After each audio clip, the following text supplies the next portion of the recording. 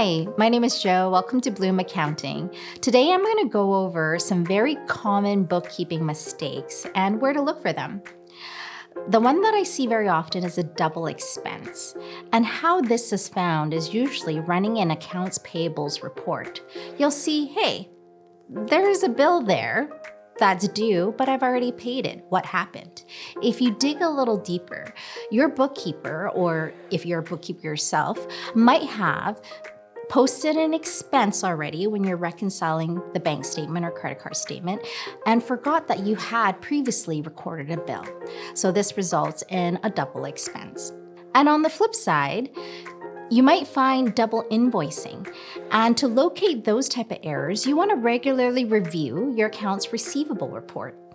And like the accounts payable, you might see accounts sitting there saying, hey, that says I'm supposed to get X amount of dollars, but that client already paid. What happened? And what could have happened is that your bookkeeper, or if you're a bookkeeper yourself, saw that revenue hit the bank and recorded it as straight revenue without applying it to the original invoice. So just watch out for those two things, a double expense, a double invoice, because those affect your sales taxes. And so that's the third category of mistakes that I do see is misclass of sales taxes. Sometimes when sales taxes are paid, it's misclassed to the wrong account. It could be supposed to be a payroll tax, but it was misclassed to GST or PST. One mistake that I found recently, it's not very common, but I have found it, is that someone had posted sales taxes to a revenue account. So when you get a GST refund, do not post that to revenue. It goes against your liability. All your sales taxes and payroll taxes, they go to a liability. Another error could be transactions posted to the wrong dates. This you can catch a few ways. One way is running a profit loss statement and breaking out by months and just reviewing your expenses and classifications. You might see things posted into the wrong month.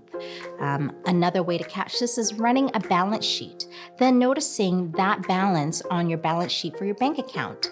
Look at your bank rec and look at the registered balance on your bank rec. Those figures should match. If it doesn't match, it probably means that something was posted to the wrong date. The next one is outstanding items.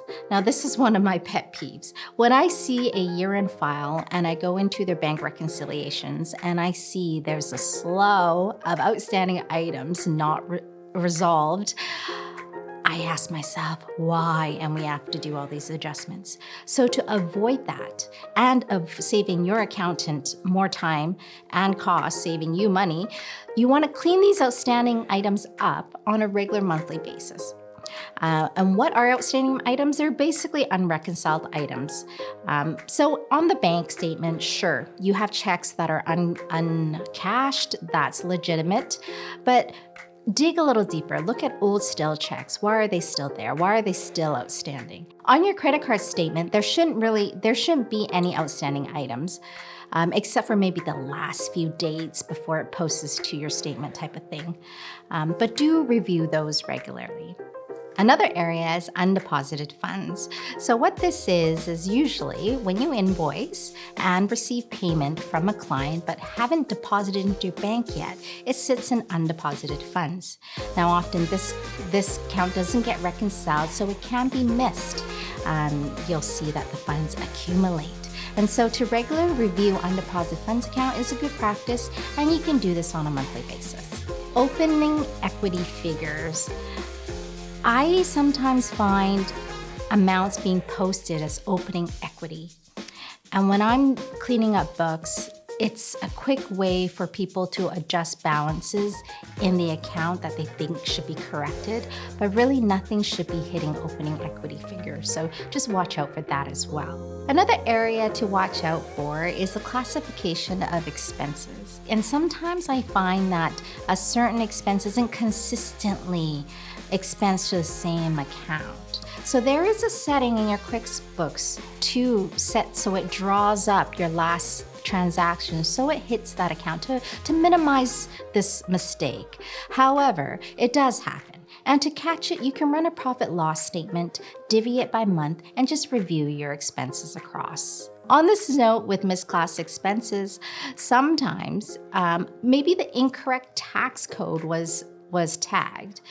This can result in underclaiming your ITCs for GST. When you're filing your GST and PST report, just make sure you do a general journal ledger and review your ledger and see if there's anything that looks off. Misclass shareholder loan contributions. This account is very important because anything that you put into the company, you can draw out again tax-free if that's just money you've contributed to the company with after-tax dollars. However, if you've overdrawn, then you're in a deficit and then there's tax ramifications. So make sure you review your shareholder loan contribution or shareholder loan account regularly.